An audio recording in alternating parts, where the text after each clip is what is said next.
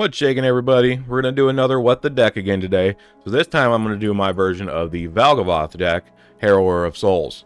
So this is the pre-con deck commander that they came out with Duskmourn, but I decided to make him my own, make my own deck out of it with, there's some of the pieces left over, but mostly it was just me messing around because Valgavoth's all about doing damage. He'll make himself bigger and draw some cards, but there's also so many other things that can do damage out there where you can ping down opponents pretty quickly. And it's a black-red deck, always fantastic. There is a new creature that was actually just spoiled for a secret lair. It was spoiled at MagicCon, and I'll put a picture of it right here. It was Kratos, God of War, so it's a 3-red pip, and it does a whole bunch of damage as well. So that's going to be a fantastic add to this deck. So as we say that, let's get into the deck itself. I'm going to start off with the creatures like always. So we're going to start off with, we play a Bloodseeker, because when a creature enters, they're going to lose damage. You're playing against a token deck. That's going to do a lot of damage to your opponents. Fury. Again, most of my creatures are about damage or helping damage happen. We play a Rampaging Ferocidon to stop people from gaining life, including myself, but usually I don't gain a lot of life with this deck. Twin Flame Tyrant, because we got to double that damage up, and we like to play a lot of damage doublers in the deck. Play a Vile Smasher the Fierce, also known as Clive Rossfield, just because the art's fantastic. Plus, Vile Smasher was in the deck, I just found a better art for it. Lord of Pain. So when people bought the deck, a lot of people went ahead and changed the commander over to this guy because he is just mean. I do still keep him in the 99. I don't want him as a commander only because I like Valgavoth, and I actually made sure to get the Valgavoth sleeves to go with the deck, so I want a Valgavoth deck. Abyssal Harvester, just get some stuff out of my graveyard when I need it back. Doesn't always make it big, but hey, it's fantastic. Stolaphim, again, a damage. This one I think doubles it. Yeah, there's also a tripler, but I can't remember which one it is. But he doubles the damage as well, so we just kind of start stacking up the damage doublers. Cataract Parasite, deal some damage of drawing a card. Mogus, another one of the in-deck ones, as you can see with the symbol. So he's just nice to have, dealing damage again. I like to play Valgavoth Terror Eater, the original Valgavoth main big one, just because, one, it's a Valgavoth deck, and two, that art is sick, and I wanted to play it. Nightblade Harvester, put a land in. If the opponent puts a land, they lose a life, and I'm going to put a 1/1 counter on this. Everybody's playing lands because it's the only way to play the game. Fate Unraveler. If they draw a card, they lose a life. Harsh Mentor. More damage if they activate things on creatures, artifacts, or lands that aren't mana. Screaming Nemesis. Always a great card because all you gotta do is make sure you hit them with this thing, and they can't gain life for the rest of the game no matter what. We got the Razorkin Needlehead. Again, they draw. This deals damage to them. If that thing had Infect on it, it would be fantastic. Play Obnixilis Captive Kingpin. Great card as long as they're only doing 1 life. Sometimes it's not always happening, but as long as you're at that and he's on the field, it's going to help you get some cards to play out of exile. Karavik the Merciless. Got to make sure you get that damage in there. I think there's a Chucky version of this card I need to get and put in the deck. We got a Gleeful Arsonist. All I gotta do is cast non-creature, and they're gonna take some damage as well. Play a Grief. Just because I really like the card, plus it helps control their hand. Got Saison. Extra draws. So if you got the creature out where they draw cards, they're gonna do damage. This is gonna keep doing some more damage to them. Cardur Doomscourge. More damage. Oh no, this is forcing attacks. I'm sorry, I read the wrong thing. And Blood Artist. If everything dies, he can ping off a whole lot of damage to a player as well. Now let's get into the sorceries. Play Collective Brutality. Helps us control what's on the board just a little bit. Grab the prize for some card draw. Zombify. Got to make sure we can get our creatures back if they die. Dread Return. Same thing. Get some creatures back along with Reanimate. Because you got to make sure you can have your stuff on the field in order to beat your opponents. I play a Bitter Ordeal just because it's stupid and I think it's funny. Sadistic Shell Game. Messes with the whole board state a little bit. Blasphemous Act. Got to make sure we really get those creatures off the board. Sign in Blood. I want to draw some cards. I might lose some 2 life. Or if my opponent's at 2 life, you just make them draw 2 cards and boom, they're dead. And then Demonic Council to round out our sorceries. This is just goes and searches me out a demon card. Unless I have Delirium, which I believe is 4 or more card traps among cards in my graveyard, then I get any card I want. Having this for demons is fantastic because there are a lot of demons in the deck. Especially the Ob Nixilis or even the Valgavoth if I want to get a hold of them. Let's get into the instants for the deck. We're playing a Braid. Artifact Hate is nice. Damage is also nice. Blood Pact. Again, it's just like Sign in Blood to get some draws, lose some life.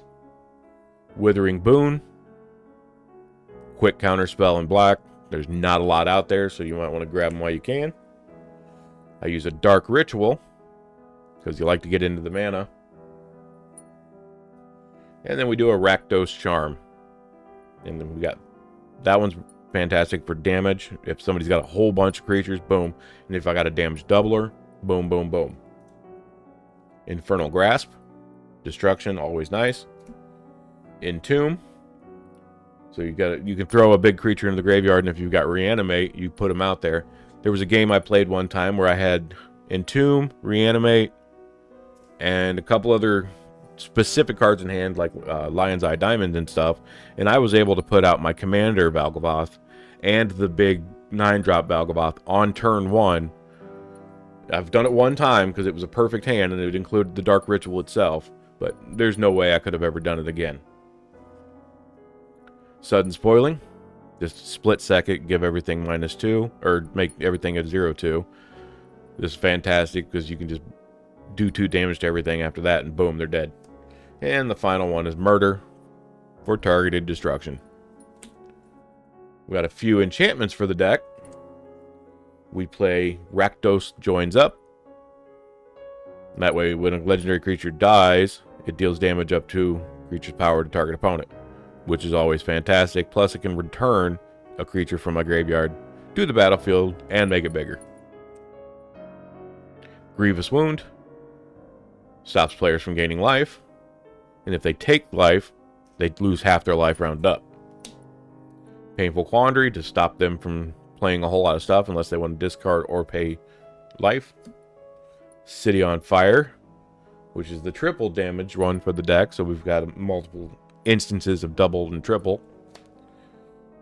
Roiling Vortex helps for pinging. Also can stop people from gaining life if I don't have the other stuff. Price of Glory, which stops people from wanting to tap their lands on my turn so they don't destroy their stuff. Sulfuric Vortex, another life gain stopper, plus some damage on them themselves. And Fiery Emancipation to round out the enchantments to also triple some damage. So if I can get them all out there, that's a whole lot of damage off one little bit. So we'll get into the artifacts for the deck. I play a Mox Amber, because having a copy of that's nice, especially when there's a lot of legendaries out. The One Ring. Just some card draw and some other stuff. Lion's Eye Diamond, which helped out a lot when I wanted to do that combo to get both Valgavoths out there. Lightning Greaves, because you need Lightning Greaves for a lot of these, especially if you want to keep Valgavoths on the field. Belwar Stone, make sure I can get some mana. Amulet of Vigor. We play a lot of tapped lands when it comes with the deck, so we want to make sure they're coming in untapped. That way I've got access to them. A Mox Diamond for some more mana. Mana Web, so that way if they tap their land for anything, it taps all their lands. They can put all their mana into their mana pool, but their first one that they tapped will not give them mana. It'll tap everything else. No, I take that back. That's not what it does. It still taps all their lands. But then if you're playing this with the Price of Glory, all those lands they would have to tap, and it would destroy all of them. Ankh of Mishra. Put some lands out. They take some damage. I take some damage. Arcane Signet. Because you got, you play Soul Ring, you play Arcane Signet. Speaking of Soul Ring, we make sure we got a copy in every deck. And Swiftfoot Boots to round out the artifacts for some more protection of our creatures. And then we'll get into the lands. So I'll start off, like always, with my basics that I run. So I will run 7 mountains. And then we run 8 swamps. So make sure you got 7 and 8 if you want to build up this deck. And then we got the non-basic lands that we run for the deck as well. We've got Vector, Imperial Capital. Comes in tapped, but with Amulet of Vigor, it'll come untapped. Also, great black-red, plus it's a town, and there's not a whole lot of those out there. Meteor Crater. As long as I got a permanent out, this is going to give me some mana of whatever color it is. And Evolving Wilds for land search. I don't play this normally, but this is one of the decks I wanted to put it in. Dragon Skull Summit. As long as I control a mountain or a swamp, this will come in untapped, and it gives me both black and red mana. Sulphurous Springs. Get some damage off of 1 ping. A Reflecting Pool. So if I've got any mana that doubles manas, this will give me one or the other. Mountain Doom. Again, gives me mana. Plus, if I sacrifice this in a legendary artifact, I can choose 2 creatures and destroy the rest. The Temple of Malice, just for that come in scry. Smoldering Marsh. It's fetchable, and it also can come in untapped if I got 2 or more basics. Haunted Ridge can come in if I got 2 or more other lands, not just basics, so that's nice. Graven Cairns for the filter lands, so the black, black, black, red, or red, red.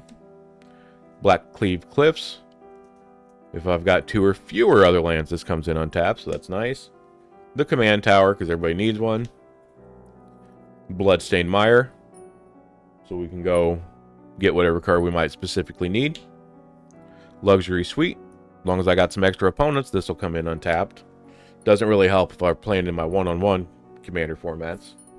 Valgavoth's Lair. Mainly it's in here because of the name, but it's also good, hey, I choose black because I need more black. Lava Claw Reaches. I liked the art, so I threw it in there. A Badlands, because, having access to perfect mana is always nice. An Exotic Orchard. Just helps out. Rakdos Carnarium, because I like to have the 2 lands off a bounce. Foreboding Ruins. As long as I got a reveal a mountain or a swamp, this will come in untapped. And then we got a Blazemire Verge, which is always grab the Verges. I know that the dual lands are not accessible easily, but those Verges are not too expensive, so I recommend grabbing them while you can because they're pretty good. And thank you guys very much. I hope you like this deck profile. This is, one of my pet projects that I had for a while. And like always, make sure you like and subscribe.